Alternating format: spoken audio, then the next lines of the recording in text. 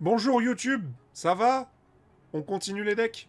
Et du coup, là, on va parler d'un deck petit historique.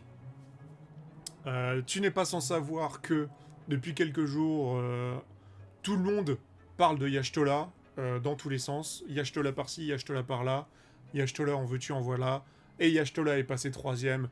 Et le lendemain, à cause de l'immonde propagande de EDH Rec, parce que c'est de votre faute EDH Rec, les gens ont chargé les listes sur les sites qui référencent des decks et qui, du coup, on peut dire que quelque part, ils ont manipulé les datas pour faire dire aux sondages ce qu'ils veulent.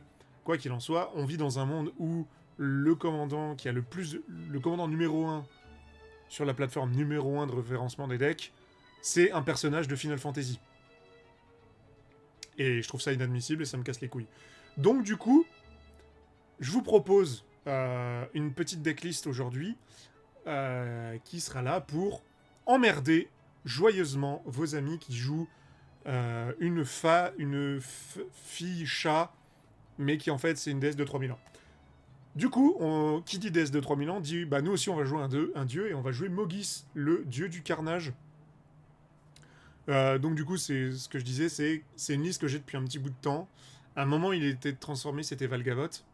Puis ensuite, j'en avais marre de me faire gérer Valgavot. Donc du coup, c'est redevenu Mogis. Et Valgavot est sorti de la liste parce que il avait rien à faire là-dedans. Alors oui, évidemment, il y a le Mogis Comics sans MS. C'est fait exprès puisque c'était un Secret Lair qui était fait exprès de cette manière. Je vais vous mettre un plus lisible, dirons-nous, pour la présentation. Voilà. Mogis était disponible dans le deck de Valgavot, dans le préco de Mornebrune. On reste sur Mornebrune quelque part. Qu'est-ce qu'il fait? C'est une créature enchantement légendaire Dieu. C'est une 7-5 indestructible pour 2, un noir et un rouge. Tant que notre dévotion au noir et au rouge est inférieure à 7, ce n'est pas une créature, donc ça reste un enchantement. Et il dit qu'au début de l'entretien de chaque adversaire, Mogis inflige 2 blessures à cet adversaire, à ce joueur, pardon, à moins qu'il ne sacrifie une créature. Et oui, donc nous allons être en présence d'un deck groupe slug. Mais pas que. On va voir que, en fait, ce deck est très fort pour jouer contre Yashtola, puisque Yashtola aime bien deux choses. Elle aime bien gagner des points de vie, jouer des sorts et piocher des cartes. Ce deck punit ces trois trucs. Alors, petit disclaimer cependant. Je l'ai pas monté exprès pour buter Yashtola. Il se trouve que, bah en fait, c'est un très très bon counter au deck. Voilà. Donc voilà, on va faire comme pour Victor. Le deck est, enfin, j'ai tout réparti en plusieurs catégories. On lira les cartes catégorie par catégorie. Si une carte réapparaît dans une autre catégorie, je n'en parle pas. Et à la fin, je vous ai mis une petite sélection de game changers que vous pourrez mettre à volonté dans le deck si jamais vous jouez avec des. Non, mais t'inquiète pas, Yashtola c'est un bracket 3 et qu'en fait c'est un sup. Ok. Là, si on regarde le truc, le truc qui définit les brackets, on va dire que normalement, ça rentre dans le. C'est un 3. En vrai, c'est un gros 3. Mais j'ai aucun game changer dans l'immédiat. C'est pour ça que j'ai mis à la fin une sélection que vous pourrez rajouter comme s'il vous plaira. Donc on y va. Et on commence avec la première catégorie qui est la catégorie Burn. Dans la catégorie Burn, j'ai mis tous les effets qui vont se déclencher. Quand on va prendre. Soit parce qu'on prend des actions, soit parce que c'est sur l'effet de la carte, mais qui ne sont plus de 1. Le 1, j'ai réservé ça dans une autre catégorie qui s'appelle Ping. Vous allez voir, c'est très, très carré. On commence avec la wincon du deck, qui est l'ascension du chef de sang.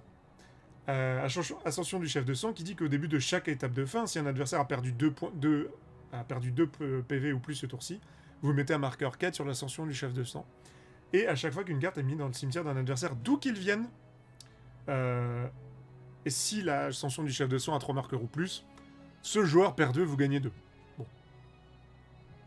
La dernière partie, qui est vous gagnez 2, vous pouvez l'oublier tout de suite. Mogis On va voir qu'il y a plein de choses dans le deck qui font que du coup on gagnera pas de points de vie. Mais c'est pas grave.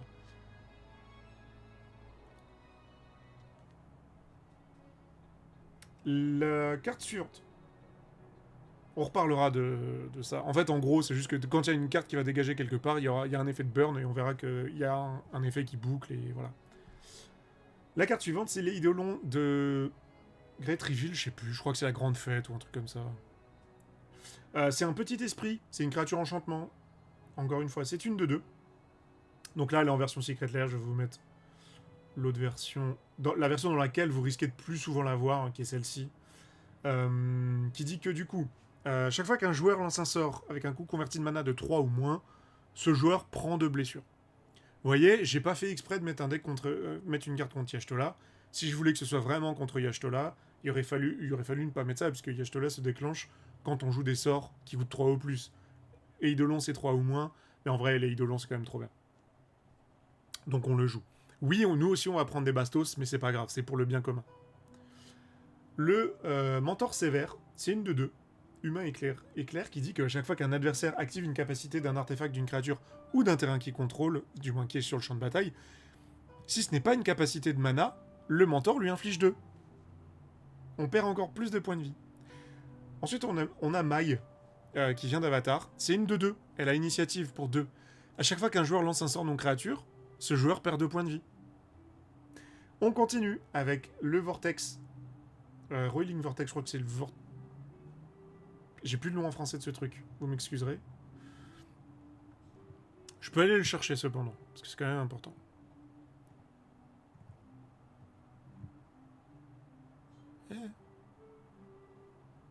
Hop. Roiling.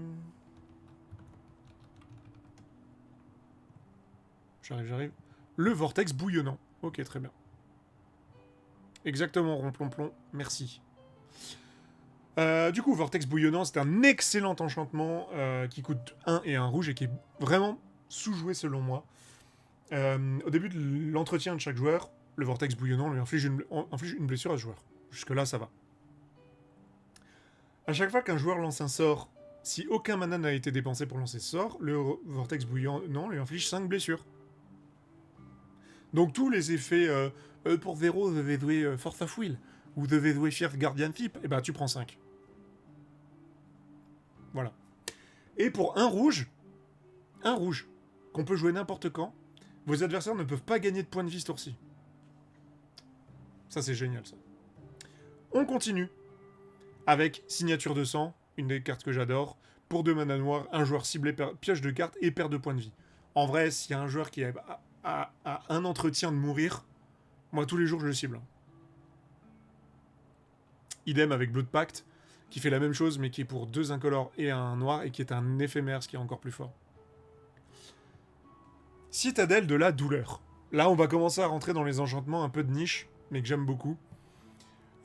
Pour 2 et 1 rouge, à l'étape de fin de chaque joueur, la citadelle de la douleur lui inflige à ce joueur X blessures, X étant le nombre de terrains dégagés que ce joueur contrôle.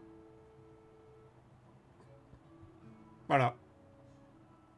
C'est vraiment... C'est beaucoup plus fort qu'on ne le pense. En fait, ça met tellement une pression psychologique à ce que les gens finissent full tap à la fin de leur tour. Je trouve ça trop bien. Après, il y a des joueurs qui sont dans l'optique de dépenser chaque point de mana qu'ils ont à tous les tours, mais pour le joueur qui se veut un peu... Ah non, je vais garder des cartes dans ma main et plein de mana. Et ben, paf. La Maddening X, dont j'ai plus le nom non plus en français, excusez-moi. On va essayer de chercher ça vite fait. Hop.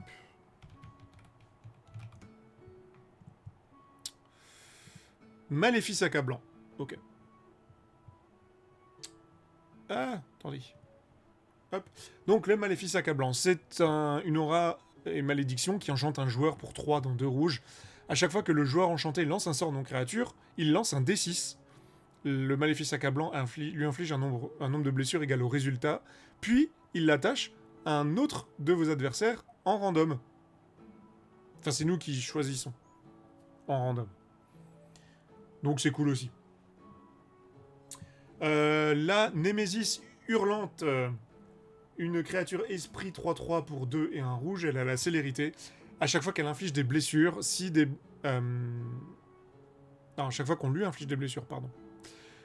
Si des blessures de... Enfin, on inflige autant de blessures, pardon, je vais y arriver. On inflige autant de blessures à une autre cible. Si un joueur s'est vu infliger des blessures de cette manière, ils ne peuvent plus gagner de vie pour le restant de la partie. Le joueur Yashtola, là. Tiens, mon gars. Tu pourras plus gagner un point de vie, mon pote. C'est fini. Plus jamais tu gagnes des points de vie, mon gars. La carte suivante, c'est Spell Shock. Qui est un enchantement que j'aime bien aussi. Ça, c'est un peu vieux, donc c'est un petit peu chiant à trouver, mais maintenant, soit vous proxy, soit on peut carte marquette, donc ça va. À chaque fois qu'un joueur lance un sort, alors on oublie successfully, ça veut plus rien dire aujourd'hui. Donc à chaque fois qu'un joueur lance un sort, Spell Shock lui inflige 2 blessures. Voilà. On continue, Vortex Sulfureux, qui est un enchantement qui coûte 1 et 2 rouges au début de chaque joueur, enfin l'entretien de chaque joueur. Le Vortex Sulfureux lui inflige 2 blessures. Et si un joueur devrait gagner de la vie, il n'en gagne pas à la place. Voilà. Zozu, The Punisher, Gobelin, Guerrier, 2-2 pour 3 dont 2 rouges. Chaque fois qu'un terrain arrive en jeu, Zozu inflige 2 blessures au contrôleur de ce terrain. Simple. Là, en plus, on punit même les joueurs simiques. Ça, c'est bien aussi. Hein. Parce que oui, c'est le deck, c'est la deck tech anti-Yashtola. Mais en vrai, c'est la deck tech anti les gens qui font un peu n'importe quoi.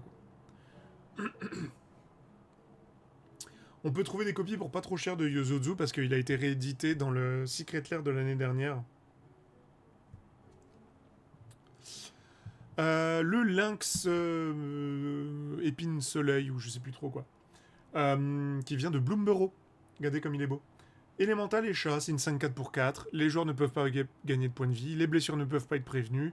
Et quand il arrive, il inflige à chaque joueur un nombre de blessures égal au nombre de terrains non basiques qu'il contrôle. Là, en plus, vous punissez aussi les joueurs et les joueuses qui jouent des soupes 4-5 couleurs qui n'ont pas de sens, etc. Pourquoi celui-ci il est peut-être plus intéressant que d'autres sorts qu'on verra tout à l'heure pour le No Life. Et c'est surtout ce qui est intéressant dans celui-là, c'est les blessures ne peuvent pas être prévenues. On va de plus en plus, et moi le premier, je suis le premier à le faire. D'ailleurs, j'étais à ça de le faire dans Victor, mais je l'ai pas fait parce que j'ai plus de copies des cartes en question et que je fais pas de proxy. De plus en plus, on met des effets de brouillard dans les decks pour éviter une phase d'attaque ou quoi. Comme ça nous permet de rester en vie sur le joueur qui va faire Crateroof, Avenger of Zendikar, machin. Et du coup, je pense que dans ce genre de deck où on va pouvoir essayer de prévenir des blessures, c'est quand même important d'avoir des effets qui disent non, non, non, frère, tu vas rien prévenir du tout et je vais te mettre les dégâts. Pas mal de trucs qui rentrent dans Matok là aussi. Oh bah, prenez des notes, hein. C'est cadeau. On en cite Painful Quandary, qui est un enchantement qui coûte 5. À chaque fois qu'un adversaire lance un sort, ce joueur perd 5, à moins qu'il se défausse d'une carte. Sachant que je pense que si tu peux plus défausser, tu prends 5. Les liens pollués qui nous permettent de gagner un tout petit peu de temps. À chaque fois qu'un terrain arrive en jeu sous le contrôle d'un adversaire, ce joueur perd 2 et vous gagnez 2. On verra qu'après, il y a toute une catégorie de cartes qui s'appelle No Life, puisque du coup, il n'y a pas de vie. Donc ça nous permet aussi de gagner un peu de temps jusqu'à ce qu'on touche une de ces cartes. Voilà. Et j'ai mis du sang pour le dieu du sang, qui est une carte qui coûte un petit peu cher parce que Warhammer ça commence à coter un petit peu maintenant. C'est un éphémère qui coûte 8 incolores, 2 noirs et 1 rouge. Ce sort coûte 1 de moins à lancer pour chaque créature qui sont mortes ce tour-ci. Défaussez-vous de votre main, puis piochez 8 cartes. Du sang pour le dieu du sang inflige 8 blessures à chaque adversaire. Et on exile du sang pour le dieu du sang. Alors on verra tout à l'heure que, malheureusement, on prend aussi des dégâts quand on défausse des cartes. Enfin, du moins quand on pioche, pardon. Mais c'est pas grave. C'est pour le dieu du sang qu'on fait ça. C'est pour Mogis, donc let's go. On a une petite catégorie ici qui s'appelle doubleur, puisque j'ai des petits doubleurs de dégâts. Ils sont au nombre de 3, il n'y en a pas beaucoup, je les ai pas maxés. Mort, ça compte aussi exil. Oui? Non. Non, non, non, non, non. Il faut que ça ait touché le cimetière.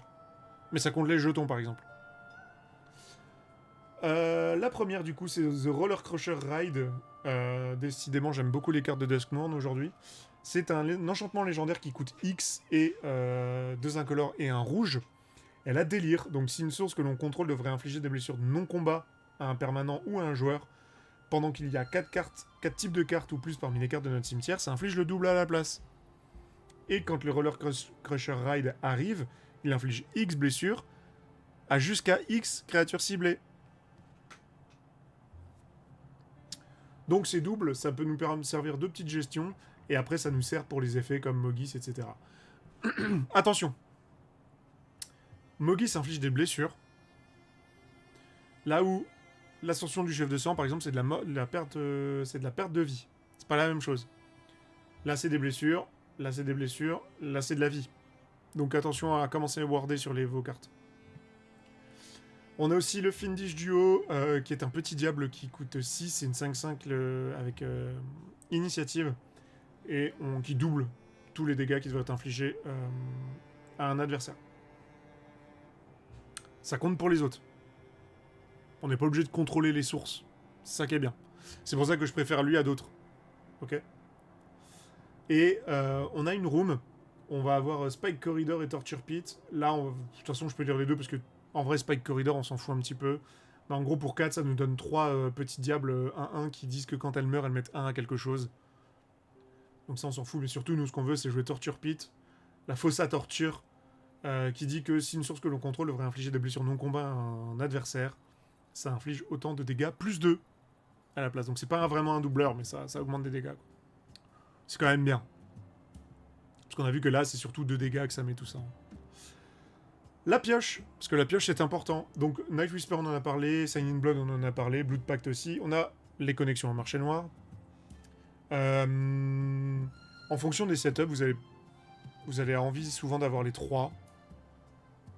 Moi je préconise de prendre surtout les 2 premiers. Le 3ème il est très anecdotique, dirons-nous. Le Scrolling Crawler, créature artefact, Firection et construction pour 3, c'est une 3-2. Au début de votre entretien, chaque joueur pioche une carte. Mais, à chaque fois qu'un adversaire pioche une carte, ce joueur perd un point de vie. Idem pour la pioche, j'ai mis Erebos, le dieu des morts. 5-7, indestructible pour 3 et un noir. Tant que votre dévotion au noir est inférieure à 5, c'est une créature. Et pour 1 et 1... Vos adversaires ne peuvent pas gagner de points de vie, bien sûr. Et pour 1 et 1 noir, on paye 2 points de vie, on pioche une carte. Ce qui est idéal. La carte suivante, Simulacre Solennel, on le présente plus. Quand il arrive en jeu, on va chercher un terrain. Quand il meurt, on pioche une carte. Spiteful Visions, qui est un petit enchantement qui coûte 2 et 2 hybrides noir-rouge. Donc soit 2 noirs, soit 2 rouges, soit un noir, un rouge. Au début de l'étape de pioche de chaque joueur, ce joueur pioche une carte supplémentaire, mais à chaque fois qu'un joueur pioche une carte, Spiteful Visions lui inflige une blessure. C'est des blessures. Donc ça marche avec Roller Crusher Ride, ça marche avec Fiendish Duo, ça marche avec Torture Pit. La prophétesse du crépuscule, que l'on connaît souvent, plutôt sous cette forme-là. C'est un vampire éclair, c'est une 2-4 vol pour 4, elle a ascension, donc à partir du moment où on dispose de 10 permanents, on a l'agrément de la cité. Et elle dit qu'au début de notre entretien, si on a l'agrément de la cité, on révèle la carte d'outil de notre bibliothèque, on la met dans notre main, chaque adversaire perd X et vous gagnez X, X étant la mana value de cette carte. Simple. La valse de rage, alors je l'ai mis dans la pioche, mais c'est un peu différent, mais c'est de l'Impulse Draw. Pour 5, une créature ciblée que l'on contrôle inflige des blessures égales à sa force à chaque autre créature. Jusqu'à la fin du tour, si une créature que l'on contrôle est morte, on exile le top card de notre bibliothèque et on peut la jouer jusqu'à la fin de notre prochain tour. Au-delà du fait que j'aime beaucoup le design de la carte, c'est vrai qu'elle sert pas à grand chose. Mais j'aime bien le design. Et surtout, en fait, en gros, voyez-le plus comme... Des fois, il va y avoir de l'impulse draw dessus, mais ce qui compte, c'est juste que on a notre valse de rage, on a Mogis, on cible Mogis avec, on met 7 atouts. Généralement, c'est assez pour se débarrasser d'une grosse partie du board, quoi. Alors, je vais... Ça, c'est un peu illisible. Hop là. L'annexe impie et la chambre rituelle. Alors, annexe encore une room, hein, décidément. Alors, attendez un tout petit instant. Parce que ça, pour le coup, c'est en train de me... C'est en train de me hurler dans les oreilles. Merci. Hop. Voilà. Du coup, l'annexe impie pour 2 et un noir au début de notre étape de fin. On pioche une carte. Si on contrôle un démon, chaque adversaire perd 2 et on gagne 2. Sinon, on perd 2. Mais ce qui tombe bien, c'est qu'avec la chambre rituelle qui est juste à côté, pour 5, quand on unlock cette porte, on peut créer un démon 6-6 avec le vol. Il y a quelques démons dans le deck quand même, je crois. Je sais plus. Mais en tout cas, bon, c'est de la pioche en plus, quoi. Et Blood for the Blood God, je l'ai mis dans pioche parce que ça nous fait piocher 8. La gestion maintenant. Vandal Blast. Classique. On va se débarrasser de tous les artefacts qu'on ne contrôle pas. Nourrir les saints et le tourment qui sont là pour détruire des enchantements surtout. Ou des créatures. Le premier nous fait perdre un nombre de points de vie égal à la mana value de ce qu'on détruit. Le deuxième nous fait perdre 2 points de vie quoi qu'il arrive. J'ai mis Mituk Massacre histoire de nous faire gagner un petit peu de temps parce que c'est thématique avec Mogis aussi puisqu'il y a le massacre dedans. Attention à pas dépasser 5 sinon vous tuez Mogis si c'est pas une créature. Enfin si c'est une créature, si c'en est pas une, c'est pas grave, ça saute aussi. Donc c'est quand même assez cool. Ça peut nous faire aussi gagner un petit peu de vie. C'est toujours ça. Chaos Warp. Oubliette pour cibler la Yashtola des joueurs Yashtola bien sûr. Ça c'est une vraie carte anti-Yashtola. Prix de la gloire. C'est un enchantement qui coûte 2 et 1 rouge. Et à chaque fois qu'un joueur engage un terrain pour du mana pendant le tour d'un autre joueur, on détruit ce terrain. Et ce qui est beau, c'est que de la façon dont c'est wordé, ça ne rentre pas dans la catégorie mass land denial qui fait que du coup le deck passe tout de suite bracket 4, blablabla. C'est pas une Blood Moon quoi. Price of Glory, la carte est très peu jouée. Franchement, faites-le. Faites-le, ne serait-ce que pour... voilà. Ça rejoindra ce qu'on va dire après, que du coup on est peut-être un peu le méchant et tout, mais... Des fois c'est quand même vachement bien. Et salut Zilat. Le Roller Crusher Ride qui est de retour par son effet AX où on va pouvoir cibler des trucs et leur infliger des blessures. Et si on a le délire, on va infliger le double. La fin de Vona, qui est un éphémère pour 3, chaque adversaire sacrifie une créature, et qui a l'agrément de la cité. Et si on a l'agrément de la cité, donc si on dispose de 10 permanents ou plus, à la place que chaque joueur sacrifie une créature, c'est chaque joueur sacrifie la moitié des créatures qu'il y a le contrôle, arrondi à l'unité supérieure, bien sûr. Sinon, c'est pas drôle. Damnation, simple. On détruit toutes les créatures, elles peuvent pas être régénérées. Blasphemous Act, parce qu'on est obligé. Le retour de la valse de la rage. On a ici Kill, Maim and Burn, qui est une très bonne gestion, puisque pour 5 mana, on peut faire l'un ou plus. Généralement, on fait les 3. Hein. On met 3 blessures à un joueur, on détruit une créature et on détruit un artefact. C'est quand même assez cool. Je vais parler de celui-là d'abord. Le massacre mutin. Alors, ça coûte un peu cher, parce que ça coûte 7. Mais on choisit pair ou impair. On détruit toutes les créatures avec une mana value de la qualité choisie.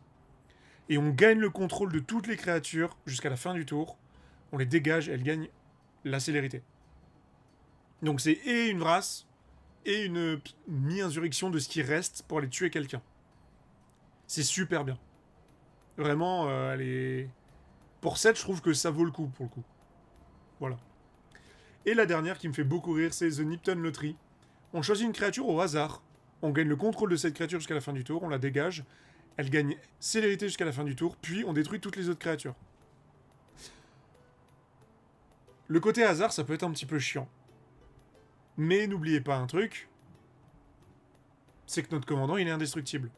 Donc en fait, tous les effets de Vras, tous les... Le seul qui peut vraiment nous faire chier dans l'histoire, c'est Mituk Massacre, dans notre propre deck. Mais en vrai, sinon, ça va, quoi. Donc c'est quand même assez cool. Ok. On va passer à la partie dont je vous parlais tout à l'heure, la partie que j'ai appelée No Life. Puisque du coup, ce sont tous des trucs qui punissent le gain de vie. Donc, on a vu déjà le petit Lynx ici, on a vu le Roiling Vortex, on a vu la Screaming Nemesis, le Sulfuric Vortex et Erebos. J'ai ajouté Hexing Squelcher, parce que on a le droit aussi d'avoir des sorts qui sont pas contrés. Pourquoi j'ai mis ça ici? Je crois que je me suis trompé, pardon. C'est pas grave. On passe au suivant, c'est pas grave. La pluie d'entrailles, c'est un petit enchantement qui coûte 2. C'est très très peu joué ça aussi. Et pourtant c'est si fort. Et ça dit, si un sort ou une capacité devrait causer à un joueur à contrôler de la vie, du moins un contrôleur à gagner de la vie, ce joueur perd autant de points de vie à la place. Donc non seulement il en gagne pas, mais en plus il en perd. Alors attention, parce que le problème, c'est que lui et lui, qui sont des effets qui enlèvent de la vie plutôt que d'en gagner, je crois qu'il y a lui aussi, ouais. Donc ces trois-là, qui enlèvent de la vie au lieu de la faire gagner, elles sont un peu non-beau avec les autres. Quand vous le jouez, faites gaffe. Parce que du coup, vu que c'est des effets de remplacement, les... Bah ça, c'est aussi un effet de remplacement, tu me diras, mais... Tu vois, les joueurs ne peuvent pas gagner de points de vie, ça supplante le fait de l'effet de remplacement. Parce qu'il n'y a pas de points de vie qui sont gagnés, en fait, techniquement.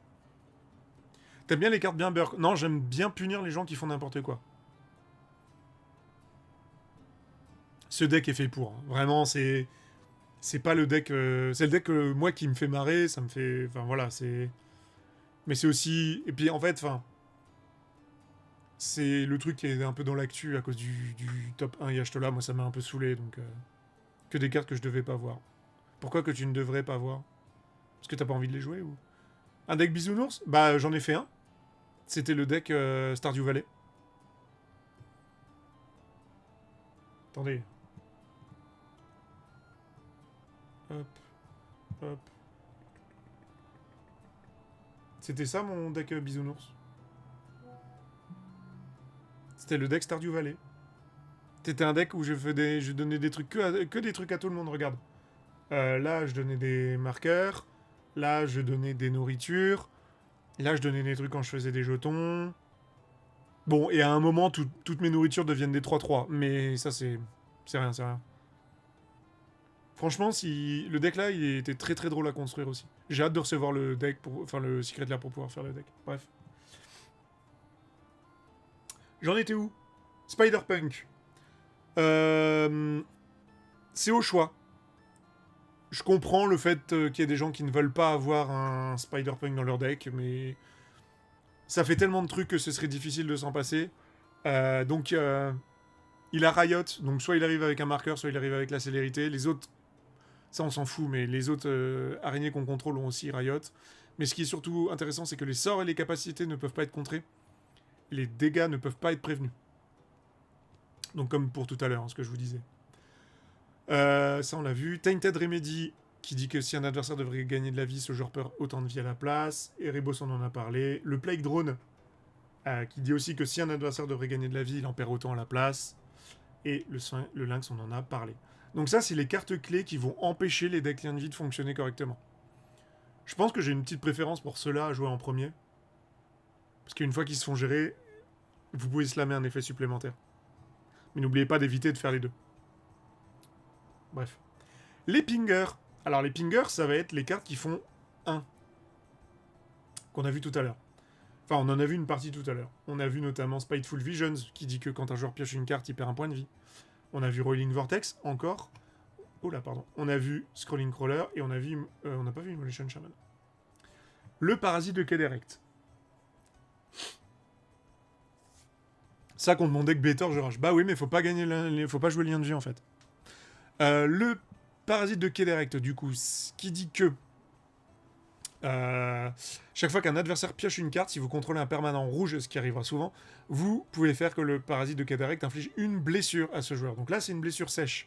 Donc avec les doubleurs, ça fonctionne.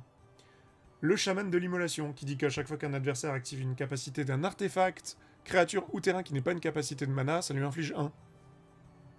Et accessoirement, il peut grossir et choper la menace. Le Razorkin Needlehead, 2-2 pour 2 rouges, qui a l'initiative pendant notre tour et qui dit que chaque fois qu'un adversaire pioche une carte, il lui met 1. Le Rolling Vortex qu'on présente plus. La Glyphul Arsoniste, qui dit qu'à chaque fois qu'un adversaire lance un sort non créature, elle inflige un nombre de blessures égal à sa force à ce joueur. Et elle a Undying, donc survivance. Donc au début, elle va mettre 1, mais après, quand elle va mourir, elle va revenir, elle aura 2 de force, donc elle mettra 2. Scrolling Crawler dont on a déjà parlé. Lui, par exemple, vous voyez, lui et celui d'à côté... Enfin, non, que lui. Lui, c'est de la perte de vie. C'est pas des blessures, donc les doubleurs ne comptent pas. Par contre, avec Underworld Dreams, ça marche. Parce que c'est un enchantement qui dit que chaque fois qu'un adversaire pioche une carte, il perd un point de vie. Enfin, il prend une blessure de cet enchantement. Et enfin, la détisseuse de destin, qui est aussi un enchantement qui... Enchantement et créature, pardon. C'est une 3-4 qui dit qu'à chaque fois qu'un adversaire pioche une carte, on inflige une blessure à ce joueur.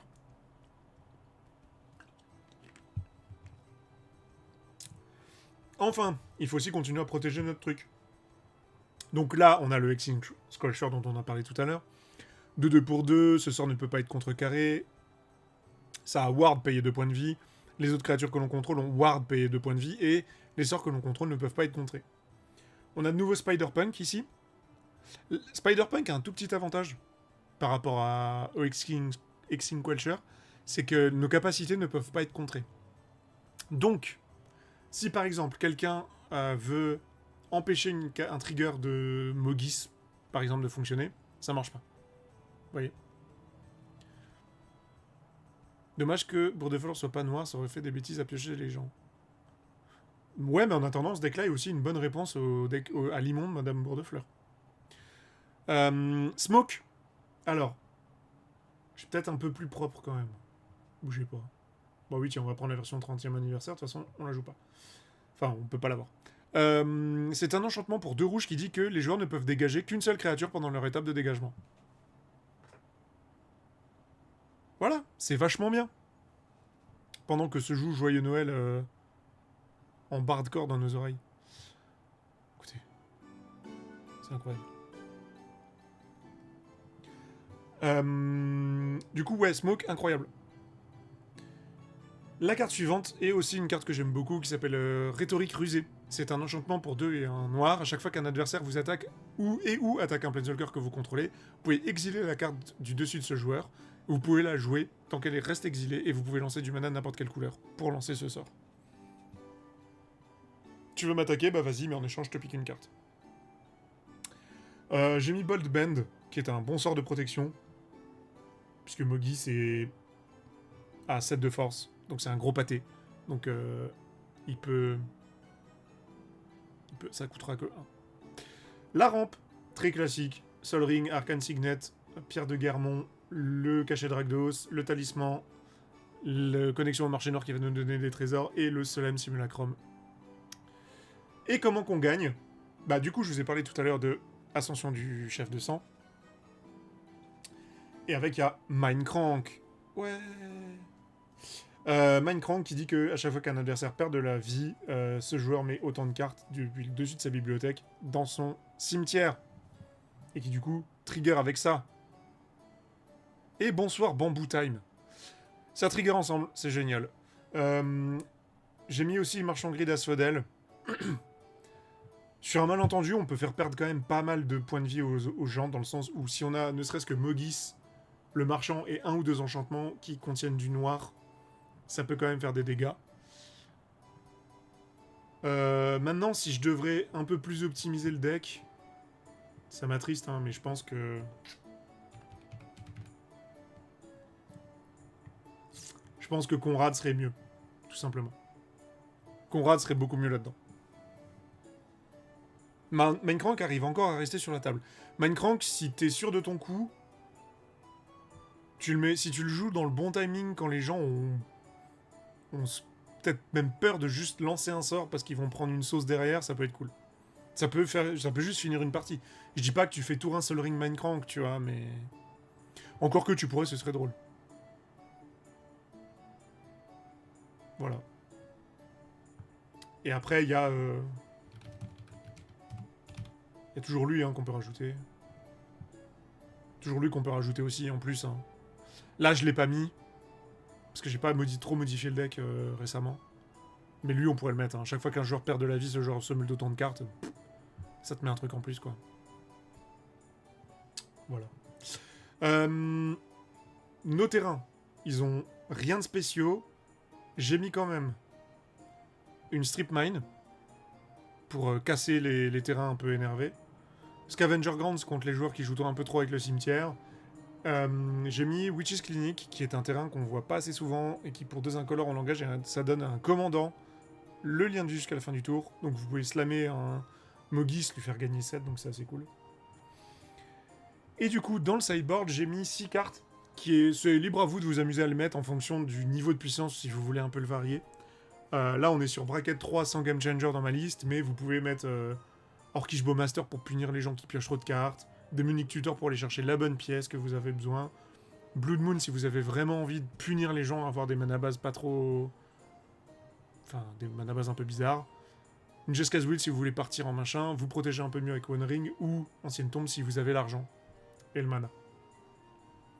Voilà, c'était la présentation de Mogis. Voilà. J'espère YouTube que ça t'a plu. Mets-moi les commentaires sur le deck. Est-ce que toi aussi, quelqu'un dans ton playgroup joue Yashtola? Dis-le moi aussi, ça m'intéresse et ça me fait un peu de visibilité. Parce que, mine de rien, j'ai besoin de vues sur YouTube, donc allez-y, partagez-les à vos amis qui jouent Yashtola. Dis-leur, hey, regarde, la prochaine fois qu'on va jouer ensemble, je joue ça contre toi. Allez, salut YouTube.